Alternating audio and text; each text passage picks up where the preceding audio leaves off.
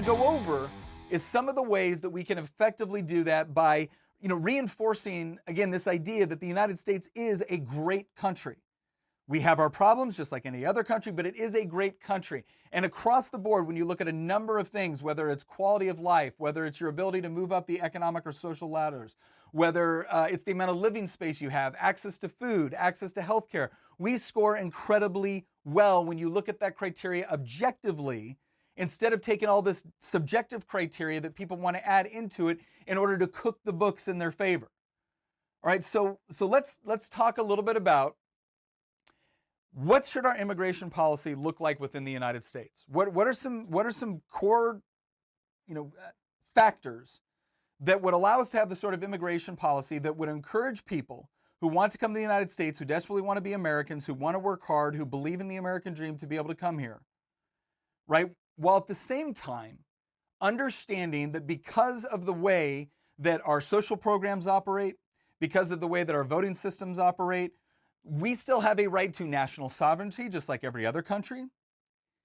And we also have a right to make sure that people are not coming to this country to either hurt us or hurt our citizens, or take advantage of programs that they have not paid into. And so let's go through that. What's the number one thing that we have to do? I mean, the bottom line is, look, based off of what you see happening right now on the southern border, border security is critical. Because right now the process, and Joe Biden fostered this, right? Joe Biden ran essentially telling people that they should come to the United States.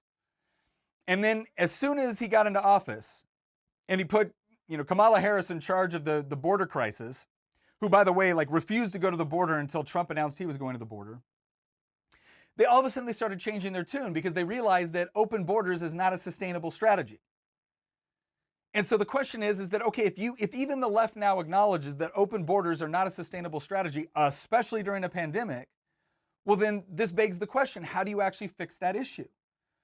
And the only answer I can think of is you have to have greater border security. Now, what are the different ways that you can do that? Well, obviously, Trump's solution was to build a physical barrier, a wall, right? To make it not easy to just walk across the border. And for everybody who thinks that was, just an outlandish concept, I went down to the border.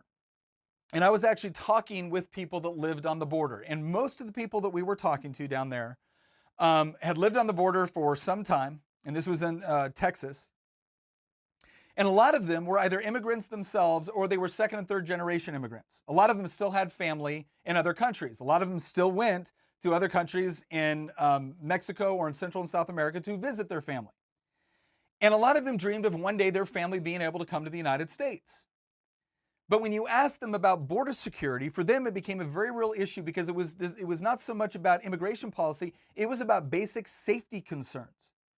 And so they took us to an elementary school, which was located right on the border. I mean, literally, you walked outside of the elementary school, you walked up to a levee, and there was the Rio Grande. There it was. You could look across and see Mexico. It was right next to the border.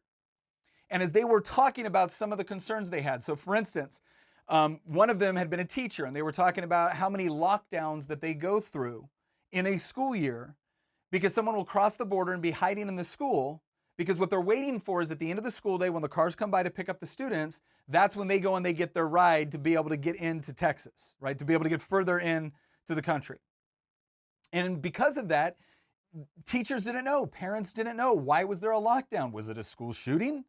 Was it because there was someone dangerous on the premise? Or was it just somebody that honestly wanted a better life for themselves? Right? And again, it doesn't make it okay to just cross the border illegally simply because you want a better life, even though I think many of us could relate to that desire. It was now a situation where parents were constantly worried throughout the school year on why their kid's school was going on lockdown. Was it because there was a dangerous threat? And a lot of times you don't know that answer until the person is actually in custody. And some people hear this and they think, okay, is this hyperbolic? I mean, how often does this really happen? As we were standing there on the levee, and this mother was explaining her story, two people literally came out of the bushes, walked up the levee, walked down to the other side, and Border Patrol came in and picked them up. So yes, it is a very real concern for these people. They talked about issues of not being able to let their dogs out at night or being worried about being out at night because, again, you don't know if it's someone crossing the border simply because they want a better life or if it's someone crossing the border because they're trafficking guns or drugs. And they had stories of household pets getting shot because somebody didn't want the dog to alert them that somebody was crossing the border by where they lived. So there was I would have thought this would be a very reasonable concern on behalf of people that were living right there to essentially say, look, we don't have a problem with legal immigration. They didn't even have a problem with making legal immigration easier to engage in.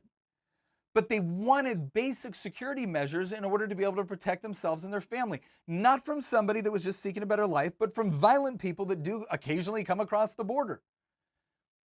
Right now, a second consideration was that when the Obama administration put in things like DACA, right, and it sent this message out to parents within, all over the world that if you get your children to the United States, that we won't send them back. Well, again, if you're a parent and your kids are growing up in an environment that may be violent or doesn't have the same economic opportunities and you want to get them to the United States, the message you heard was if you send your child unaccompanied to the United States, they would get to stay, and then there's a much larger chance that you would be able to join them later on. And so how do you plan that, right? Do you just walk your kids up to the border and shove them across? No, because the drug cartels and other criminal organizations closely monitor a lot of that traffic. And so what they end up doing is they end up applying pressure to people that are trying to cross the border, trying to get their kids across the border. And then you start to see an increase in the number of kids that are being sold into sex trafficking, or kids that are being used to run drugs or used to run weapons, or kids that are actually being used multiple times. So the kid will actually come across the border with one set of adults who are not their parents, and then the cartel will move them back to transfer more parents over. Because the way our system works right now is that once they're picked up, they're incarcerated for a certain period of time, but then they show up to their court hearing and they're given a court date. And because of the backlogs, they're then released. And so they go right back. And and we can talk all day long about separating families at the border, but what essentially happened in some cases was those kids were just being used to help traffic people across the border. And so you have this huge problem, which is incredibly violent, where, again, you don't know who's coming across and you don't know how that particular child may be being used. That might not be their parents. It's one of the reasons why the separation policy took place, was because you actually had to give law enforcement an opportunity to determine, is this child with their parents, or are they with somebody that is actually, manipulating or using them or trafficking them? But it's not as if the press came out and actually gave an honest rendition of what was actually taking place. They just automatically jumped on this narrative that this was just a cruel, inhumane policy on behalf of the United States government. So when it comes to things like border security, unless you want tens of thousands of more border agents, it actually makes sense to have some sort of physical barrier and some sort of observation mechanism, whether it be drones, whether it be surveillance cameras, in order to be able to monitor a very long border with limited resources.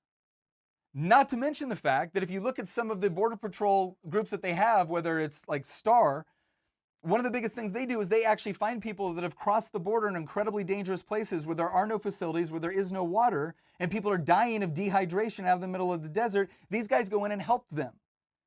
If you're actually setting barriers up in some of those places, you actually discourage people from crossing the border at the most dangerous points. So there is plenty of humanitarian reasons to have additional border security. And this idea that a border wall is nothing more than a Berlin Wall, let's be intellectually honest here. Because I understand some skepticism on governments creating walls, I really do. But there's a big difference between a wall that is made to secure your citizens versus a wall which is made to entrap your citizens because they desperately want to leave.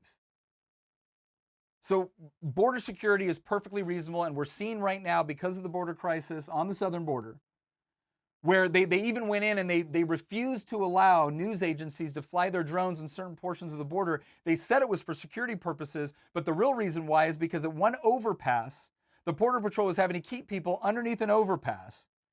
And one day it was something like 6,000 people, and within about a 48-hour period, it had nearly doubled. And then all of a sudden they shut it down for security purposes. I think it was because they don't want the American people to see what is actually going on. Because once again, the same people are telling us the pandemic is just, this is a horrible threat. and your kids have to be masked 7 hours a day in school, and you're going to lose your job if you don't get vaccinated or get tested 2 or 3 times a week. Don't seem to have any problem with people who have not been tested, people that we don't know their status with respect to whether or not they have COVID, huddling up in a mass of 10,000 people and then crossing over the border and then being shipped by our own government to different places within the United States. And do we get any feedback from the CDC on whether or not that's causing any outbreaks in some of the areas that they're being shipped to? Nope. I guess they're going to be silent on the issue. So that first step is border security. It is not unreasonable. And for a lot of the people that are living on the border, this is something that they live with in a way where they are legitimately concerned about their safety and the safety of their family. Right? So I'm not talking about some sort of draconian system where we shut everything down. I'm not talking about trying to hurt people. I'm just talking about providing for simple measures that allow us to properly allocate resources, that discourage people from crossing the border in areas where it would be incredibly dangerous for them to do so, and that potentially give our law enforcement the tools to be able to shut down the more nefarious purposes for why certain organizations or criminal or terrorist groups are trying to cross the border. I don't think there's anything unreasonable about it. Point two, when you look at our immigration policy with respect to